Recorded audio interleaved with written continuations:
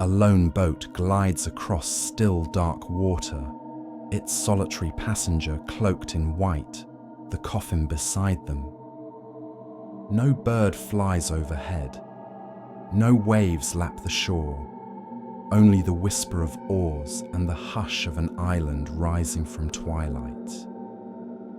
This is a place between worlds, between life and what comes after. Welcome to the world of the painting, the Isle of the Dead.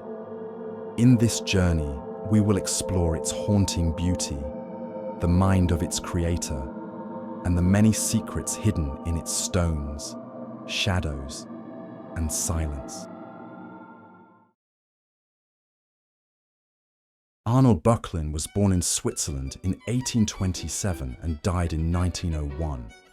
He became a major figure of symbolism, painting not just what he saw, but what he felt and imagined. Myth, memory, dream. In the late 1870s and early 1880s, Böcklin spent time in Italy, worked from his studio in Florence, and was deeply influenced by the cemeteries, cypress trees, and the Mediterranean landscape. It was in this context that the idea for the Isle of the Dead emerged, a dream picture, as he described it, meant to evoke such stillness that even a knock on the door would be shocking. Böcklin painted several versions of this subject between 1880 and 1886, each variation showing his evolving vision. But this was not the only painting that dealt with these themes. Earlier works by Böcklin already hinted at mortality, myth, and the uncanny. For instance, his self-portrait with death playing the fiddle expresses a very direct confrontation with death. In short, Böcklin was a man obsessed with the threshold between life and the unknown, and it is this obsession that gives us the Isle of the Dead. Let us step into the painting. We find ourselves before a dark expanse of water. In the middle distance, a narrow inlet leads to a rugged island, rising steeply from the sea. The island is clothed in tall black cypress trees, vertical, silent, like sentinels of grief. On the rocky shore are carved portals, empty windows, and tomb-like structures, the architecture of the beyond. A small rowboat approaches. An oarsman stands at the stern. The boat's prow is pointed toward the island. On board is a figure clad in white, facing forward. Just ahead of them, a draped object, commonly interpreted as a coffin. The light is muted. Twilight or moonlight. The sea and sky merge.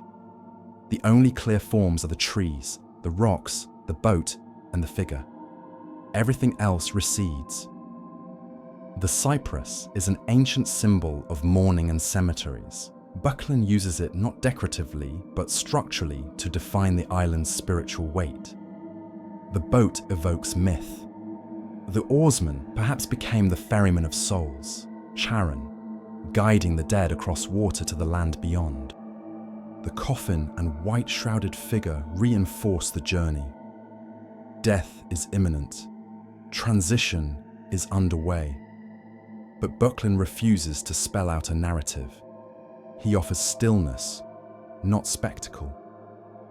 What we feel is more than dread. It is reverence. The silence is physical. The place is suspended in time. The boat invites us in. We are passengers as much as spectators. We wonder, what awaits when the oars stop? What happens when the white-figured passenger steps ashore? Critics note that the painting addresses the ultimate mystery, the passage from life into death, and takes us up to the very brink. The painting's cultural reach is vast.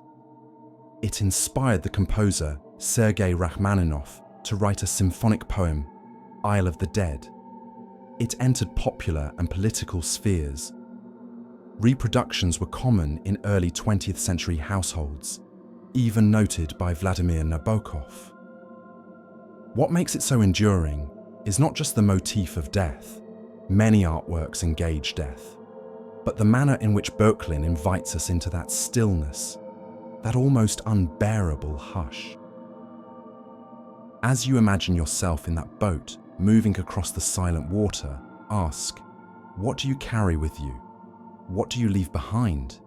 Is the island a place of judgment, of rest, of forgetting, or simply of arrival? The painting does not speak, it listens.